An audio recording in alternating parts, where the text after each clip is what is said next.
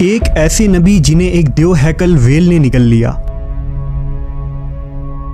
آپ سے ایسی کون سی خطا سرزد ہو گئی تھی اور آپ مچھلی کے پیٹ میں 40 دن زندہ کیسے رہے؟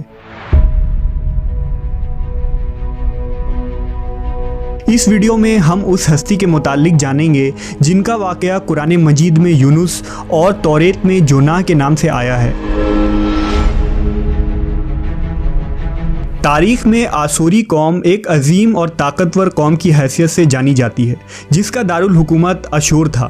اشوری دراصل بنی اسرائیل کے نسل سے تعلق رکھتے تھے جو بخت نصر کے حملے کے بعد غلام بنا کر بابل اور عراق لائے گئے تھے۔ اس زمانے میں دریائے دجلہ کے کنارے نینوا نامی ایک چھوٹی سی بستی تھی۔ اشور کے کسی بادشاہ نے ایک دیوتا کے نام پر نینوا میں ایک مندر بنوایا۔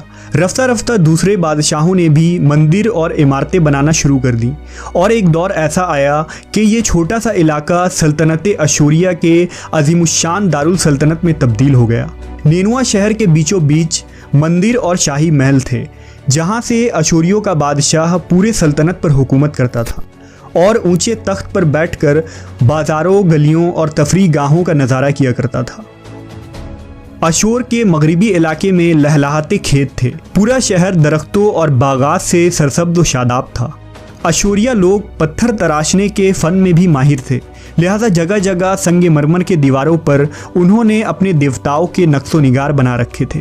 مختصر یہ کہ نینوا تہذیب و تمدن کے لحاظ سے انتہائی ترقی یافتہ شہر تھا۔ اشودر دیوتا ان کا سب سے بڑا دیوتا تھا۔ نیز یہ لوگ بادشاہ کو بھی خدا کا درجہ دیا کرتے تھے۔ یہ لوگ بت پرستی اور کفر و شرک میں مبتلا تھے۔ اس وقت نینوا کی آبادی 1 لاکھ سے زیادہ تھی اور یہ 700 قبل مسیح کا زمانہ تھا۔ اللہ نے اس زمانے میں اس قوم کی ہدایت کے لیے حضرت یونس علیہ السلام کو بھیجا۔ حضرت یونس کا پورا نام یونس ابن متا تھا۔ آپ حضرت ہود علیہ السلام کی اولاد میں سے تھے، جبکہ بعض مفسرین نے لکھا ہے کہ یونس علیہ السلام کا تعلق بنی اسرائیل سے تھا۔ آپ حضرت یوسف کے چھوٹے بھائی بن یامین کے بیٹے تھے۔ جب آپ کو نبوت ملی اس وقت آپ کی عمر 28 سال تھی۔ آپ پر ایک صحیفہ بھی نازل ہوا جو توریت میں یونہ کے نام سے موجود ہے۔ حضرت یونس سب سے پہلے اشوری بادشاہ کے پاس گئے اور اسے پیغام حق سنایا۔ اسے خدائی کے جھوٹے دعوے سے توبہ کرنے کا حکم دیا اور ایک اللہ کی عبادت کی طرف بلایا۔ یونس علیہ السلام نے اس سے ان اسرائیلی قیدیوں کو آزاد کرنے کا بھی حکم دیا جسے اس نے قید کر رکھا تھا۔ نینوا کا بادشاہ آپ کی باتیں سن کر غضبناک ہو گیا اور آپ کی جان کا دشمن بن گیا، لہٰذا آپ علیہ السلام نینوا کے عوام کے پاس گئے اور انہیں توحید کی دعوت دی۔ انہیں شرک و بت پرستی اور دوسری برائیوں سے توبہ کرنے کو کہا، مگر اہل نینوا نے ایمان لانے سے انکار کر دیا اور اللہ کے رسول کو جھٹلا دیا۔ یونس علیہ السلام مسلسل اس کوشش میں رہے کہ ان کی قوم کے لوگ راہ راست پر آ جائیں۔ آپ نے انہیں بہت سمجھایا اور دعوت کے کام کو جاری رکھا۔ دیکھتے دیکھتے 40 سال کا عرصہ گزر گیا، لیکن یہ قوم حضرت یونس کا انکار کرتی رہی اور شرک پر ڈٹے رہے۔ نیز حضرت یونس کو دھمکیاں بھی دی گئیں کہ اگر آپ نے اشودر دیوتا کے خلاف کچھ کہا تو وہ آپ کو قتل کر دیں گے۔ آخر کار حضرت یونس اپنے قوم سے مایوس ہو گئے۔ جب ان کی سرکشی اور نافرمانی انتہا کو پہنچ گئی تو اللہ نے حضرت یونس کو حکم دیا کہ لوگوں کو آگاہ کر دو کہ 3 دن کے اندر ان پر عذاب آنے والا ہے۔ لہٰذا آپ نے اہل نینوا کے سامنے اعلان کیا کہ اگر تم نے 3 دنوں کے اندر بت پرستی اور شرک سے توبہ نہ کی تو تم پر اللہ کا قہر نازل ہوگا اور پورا شہر تباہ و برباد ہو جائے گا۔ لوگوں نے آپ کا مذاق اڑایا اور جواب میں کہا، ہم تمہارے رب کی طرف سے عذاب کے منتظر رہیں گے۔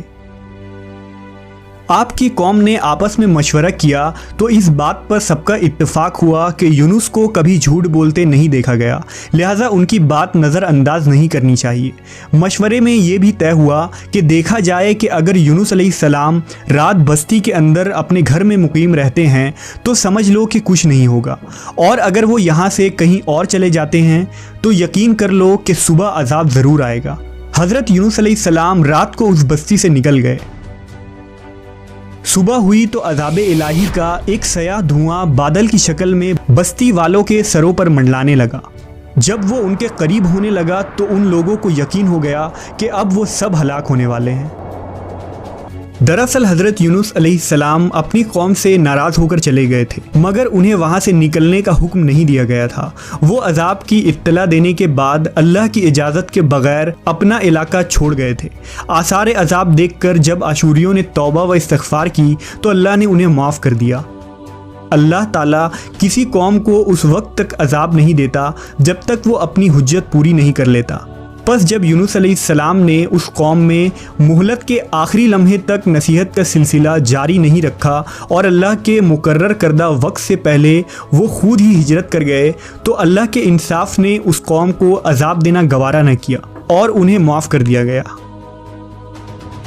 जब हज़रत यूनुस अलैहिस्सलाम फरात के किनारे पहुँचे तो एक कश्ती को मुसाफिरों से भरा हुआ पाया। हज़रत यूनुस कश्ती में सवार हो गए और कश्ती ने लंगर उठाया। पूरे दिन में कश्ती समुंदर में सुकून से चलती रही। अचानक ऊंची ऊंची लहरें उठने लगी।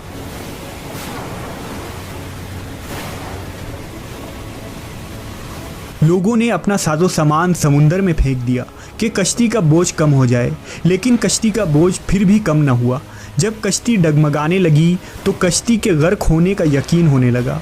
अहले कश्ती ने अपने अकीदे के मुताबिक कहा कि ऐसा मालूम होता है कि इस कश्ती में कोई गुलाम अपने आका से भागा हुआ है।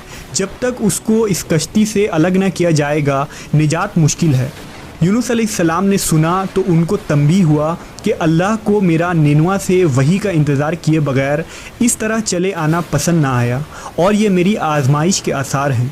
ये सोचकर उन्होंने अहले कश्ती से फरमाया कि मैं ही वो ग़ुलाम हूँ जो अपने आका से भागा हुआ हूँ। लिहाजा 3 मरतबा कुर्रअंदाज़ी की गई और तीनों मरतबा हज़रत यूनुस का नाम निकला। तब मजबूर होकर उन्होंने हज़रत यूनुस को दरिया में डाल दिया।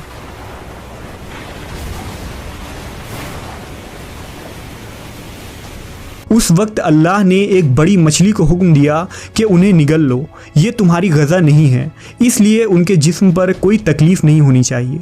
मछली ने हज़रत यूनुस को अपने पेट में निगल लिया। यूनुस अलैहिस्सलाम ने जब मछली के पेट में खुद को ज़िंदा पाया तो बारगाह इलाही में अपनी निदामत का इजहार किया कि मैं वही इलाही का इंतज़ार किए बगैर और अल्लाह से इजाज़त लिए बगैर उम्मत से नाराज़ होकर निनवा से निकल आया। हज़रत यूनुस ने मछली के पेट में अल्लाह को पुकारा। उन पर 3 अंधेरे इकट्ठे हो गए थे, रात का अंधेरा, मछली के पेट का अंधेरा और समुंदर का अंधेरा। आपने उन अंधेरों में ये कलमात कहे, अल्लाह तेरे सिवा कोई माबूद नहीं, तू यकता है, मैं तेरी पाकी बयान करता हूँ, बेशक मैं अपने नफ्स पर खुद ही जुल्म करने वाला हूँ। रिवायतों के मुताबिक अगर हज़रत यूनुस ये तस्बीह ना कहते तो क़यामत तक मछली के पेट में रहते। रसूल अल्लाह सल्लल्लाहु अलैहि वसल्लम ने फरमाया कि जब यूनुस ने ये दुआ की तो ये कलमात अर्श के गिर्द घूमने लगी। फरिश्ते कहने लगे कि ये बहुत दूर दराज जगह से आवाज़ आ रही है, लेकिन कान उससे पहले इससे आशना ज़रूर हैं और आवाज़ बहुत ही कमज़ोर है। अल्लाह ने हज़रत यूनुस की दर्द भरी आवाज़ को सुना तो फरमाया, क्या तुम इस आवाज़ को नहीं पहचानते? उन्होंने कहा नहीं। फरमाया, ये मेरे बंदे यूनुस की आवाज़ है। फरिश्ते ने कहा, ये वही यूनुस है जिसकी पाक अमल कबूल शुदा हर रोज़ तेरी तरफ चढ़ते थे। ए अल्लाह, मुसीबत के वक्त उस पर रहम कर। तो उस वक्त अल्लाह ने मछली को हुक्म दिया कि वो आपको बग़ैर किसी तकलीफ़ के समुंदर के किनारे उगल दे। रिवायतों के मुताबिक यूनुस अलैहिस्सलाम 40 दिन उस मछली के पेट में रहे और उसके बाद अल्लाह के हुक्म से उस मछली ने आपको समुंदर के किनारे उगल दिया। मछली के पेट में रहने की वजह से आपका जिस्म ऐसा हो गया था जैसे कि परिंदा का पैदाशुदा बच्चा जिसका जिस्म नरम होता है और जिस्म पर बाल तक नहीं थे। गर्ज हज़रत यूनुस बहुत ही कमज़ोर और नातवा हालत में खुश्की पर डाल दिए गए थे। इसके बाद अल्लाह ने समुंदर के किनारे पर एक बेलदार दरख्त उगाया। रिवायतों के मुताबिक वो कद्दू का पौधा था जिसके ज़रिया हज़रत यूनुस अलैहिस्सलाम पर साया हो गया। इसके अलावा अल्लाह ने एक जंगली बकरी भेज दी जो ज़मीन की घास और जड़ी बूटियाँ खाती थी और सुबह व शाम आपको दूध पिलाती थी, यहाँ तक कि आप तंदुरुस्त हो गए।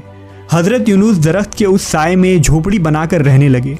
यूनुस अलैहिस्सलाम की कौम उन्हें तलाश करती हुई एक दिन उस साहिल के किनारे पहुँच गई और उन्होंने आपको देख लिया। उन्होंने आपके हाथ पर इस्लाम की बैत कर ली और साथ ही अल्लाह से तौबा व इस्तिग़फ़ार करने लगे। यूनुस अलैहिस्सलाम दोबारा निनवा चले गए और वहाँ रहकर अपनी कौम की रहनुमाई फरमाई। حضرت یونس کی زندگی نینوا ہی میں گزری اور وہیں آپ کا انتقال ہوا۔